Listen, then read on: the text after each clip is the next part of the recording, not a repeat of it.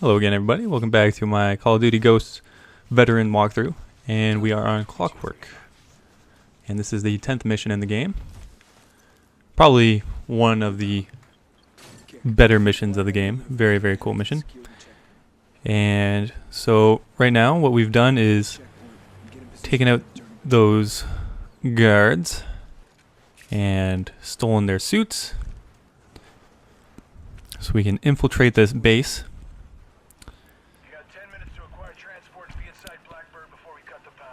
And basically this next part coming up, I've been talking to you guys about different set pieces that remind me of older Call of Duty games, and this one is no different.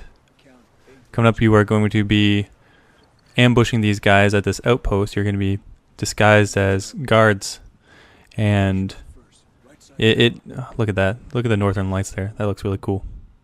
Great graphics. But it reminds me of Call of Duty 4, where I don't know if you remember this mission or not, but I think it was you're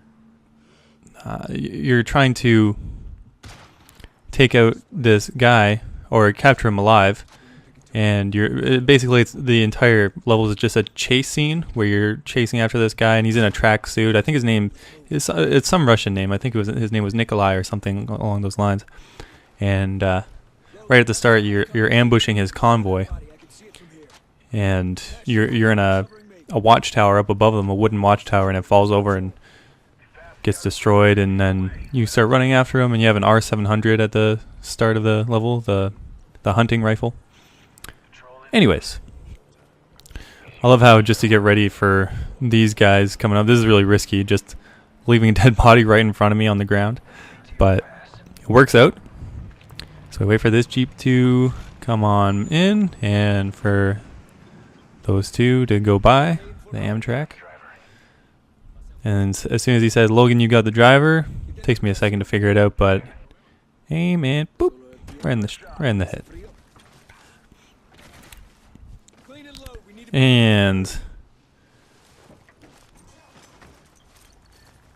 again, anyone else coming by there, I guess they have it all planned out, but anyone else coming by there will immediately lock down this whole entire complex, but that's alright. I'm thinking way too hard on this anyway.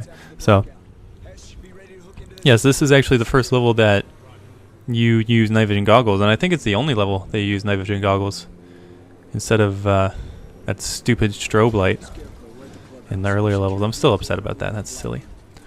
But anyways, power down in 1 minute, and don't know why it has a timer there. This is basically, you're basically just walking on rails, and it's not, I don't know.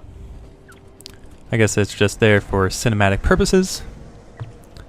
But I love the camouflage that you guys are wearing. I love the Arctic camouflage. It's very cool. And the helmets and the whole garb and setup. It's just, it's a cool level, okay? And this is probably one of the levels where you'll have the most trouble as far as difficulty and getting killed and just not dying, because there is one part of the level where you are basically doing this whole hold your ground. It's kind of like survival, where you have a bunch of different gadgets and what have you, and you have, you know, claymores, and it reminds me of the Spec Ops missions in Modern Warfare 3, where you're just defending yourself against waves of guys. But it isn't that bad. It doesn't take that long. So as soon as the power goes out, your night vision goggles are on, and it's basically like shooting fish in a barrel. So easy peasy. This guy just doesn't know where to shoot. So actually, even though they don't know where to shoot, sometimes they, like, if you are positioned incorrectly, they can hit you, and when they do hit you, they'll continue hitting you. So just be careful. And coming up here, this checkpoint just happened, and if I turn around right now, right on the right behind me now, that will be where the Rourke file is. It's in this room, and you just turn around and it'll be on a desk. And after that, you can just move on with these guys. And another reason why I love this level is the different environments that you find yourself in. You have the You have the pitch black vault area. Then you have the outdoor catwalk area, the server room area coming up, and then you also have the icy sewage way that we'll get there. And when you're drilling right here, you want to make sure when you're looking at that when you're looking at that screen there, that you only go up to the middle of that trellis looking area, the one that looks like a chain link fence, and don't go any farther, otherwise you will fail the mission and move back. Don't get blown up.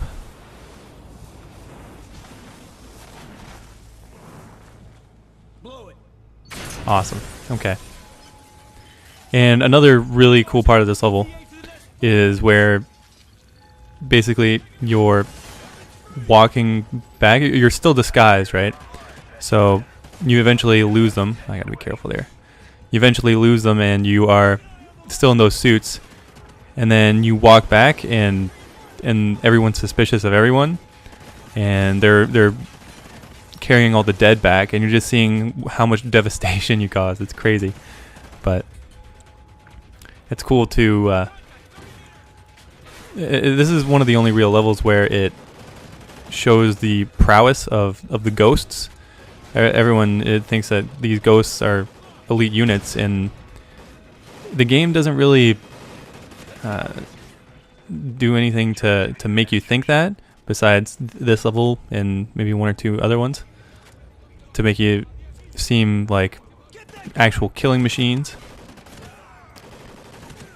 But hopefully there are more stealthy levels in the next campaign, because I don't want to really spoil anything if you guys are just watching this for the first time. But let me just say that there will be a Ghost 2. So Activision is capitalizing on that. They are definitely going to have a Ghost 2 for the next gen consoles. So there's that. A new Call of Duty, how surprising, eh? But well. I don't mind the campaigns. The campaigns are fun, and then multiplayer, you get a lot of bang for your buck. You get you get a lot of hours of game time for how much you pay for it. So, and it's really cool. Boosh.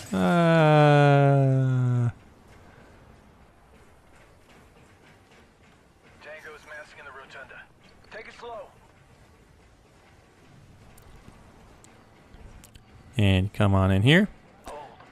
Be careful to wait for your buddy here. Gets caught on the wall there.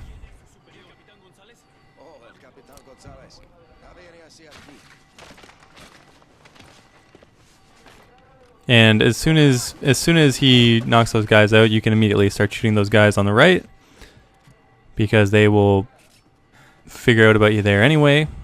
There's no way to do this really stealthy, so just inch your way up, and if you feel like there are too many guys coming at you, then you just move back. You have a nice little way to approach these guys here with the arch and the architecture.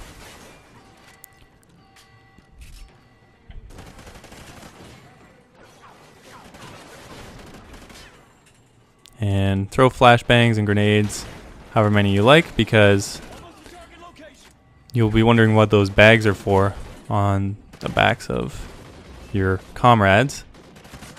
And here, let me just switch my gun. Let me switch it for a better gun. Better gun? Yes, there we go. But yes, the bags on their backs are loaded with landmines and claymores and a sentry gun turret that you can place down. And you don't have to kill any of these guys. They'll all run away from you. It's pretty cruel to do so, actually. And you can risk hitting a red barrel, which you don't want to do because you want to conserve those for the guys coming up. So they're going to place their bags down. And you press when you equip all of them, you press up on the D-pad to choose your landmines, your thermobaric mines, and then right on the D-pad to get your claymores. And I like throwing those at the bottom of the stairs, where I think they're gonna come and try and grab us. I definitely could have placed a lot more, a lot quicker. And you don't want to place them too close to each other, because usually they'll just take out one or two guys and explode each other, and it'll just cause a chain reaction, and then you won't get very much usage out of it. So definitely could have done this a little bit quicker. I don't know if they go up ladders, but I just want to make sure. Gonna put a claymore. Just want to cover all your bases pretty much. And then you can put a couple closer to this desk here. This desk here is where I like to keep most of my safety. So you want to try and shoot as many of you can that are coming down the front here.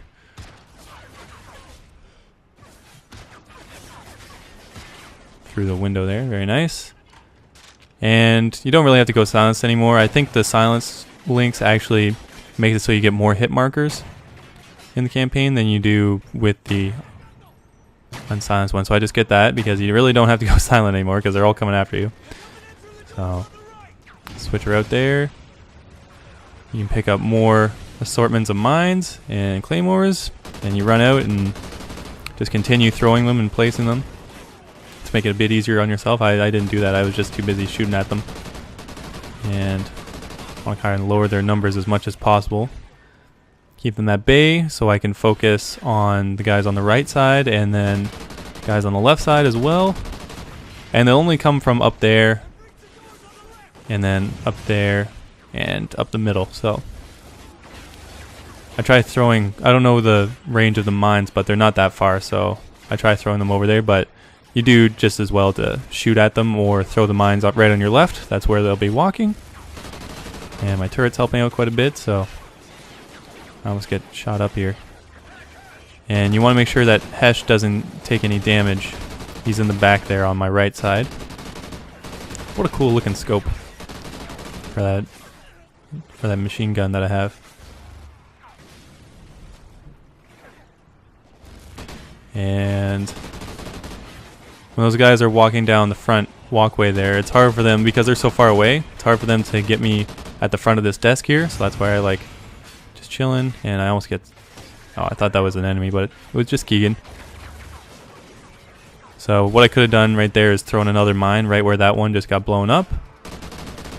And eventually these guys, right before the file's complete, yeah, see, throw a grenade or two just in case. Maybe a flashbang, like so. What sucks about the flashbangs in this game is that they don't show hit markers for them. Or if they do, I guess they just don't work on them on veteran, but throw a mine or two at them. And a couple explosions happen, so that's good. Basically, this is part you'll probably be retrying once or twice, because it is a bit difficult. But just remember, you can have unlimited mines and claymores there, more than enough for what you'll need. And then as soon as that's done, they'll say that they are retreating. And when that smoke pops up, you know it's time to leave.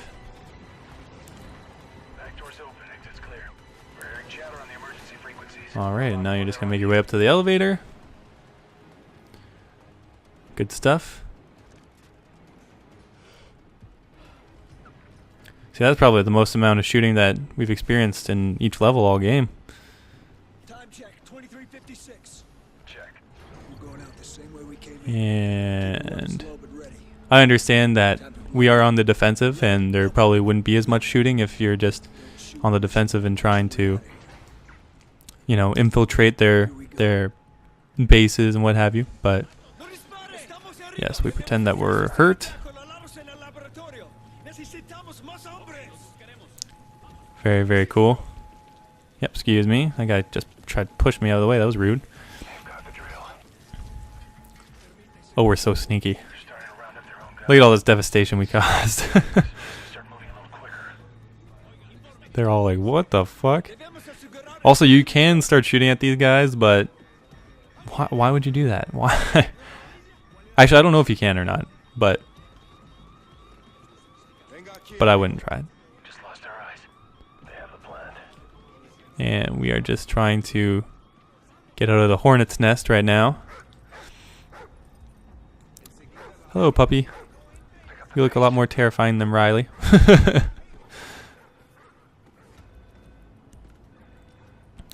And all those body bags. It's weird to think about those people as actual people in the game. Call of Duty doesn't really touch on that very much, and it did in this game, which is cool. So we get back in our Jeep. And we'll see how well things go for us when we get in this Jeep. So we make our way out. Wait for my signal before engaging.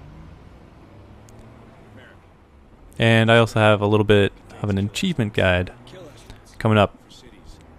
So we drive in here. Mexican base now. Good luck, guys. These guys are stopping all the vehicles. That's not good. 2 minutes. Uh-oh. We're stopping vehicles. Keep to the script. Stop. Be ready. They are not happy.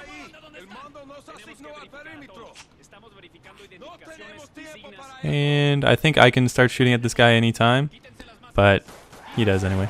So now we are on the move. And when you get up on here, you automatically use the grenade launcher, which I would recommend using, or you can press Y. It doesn't tell you, but you can press Y and it'll switch it to the minigun if that is more comfortable for you to use. The grenade launcher actually has a little bit of a drop to it, and when you get on this ice, you want to see, aim a little bit in front of them there, but as soon as they get on the ice, you want to shoot a little bit in front of them, just so they will you don't even have to hit the Jeep. You can just hit the ice and then they will go flying, and this is one of those areas that you'll definitely get killed at, because on veteran see, deep freeze. I'm sorry I kind of paused it there for a sec. I'm sorry for ruining the flow of the game, but yeah, that's drop 8 vehicles into ice holes. So yeah, just shoot a little bit ahead of them and you'll have no problem getting that. And even when they aren't even near you, just shoot as much as you can behind you, so you'll have a lot of breathing room, and just make it harder for them to maneuver around those holes.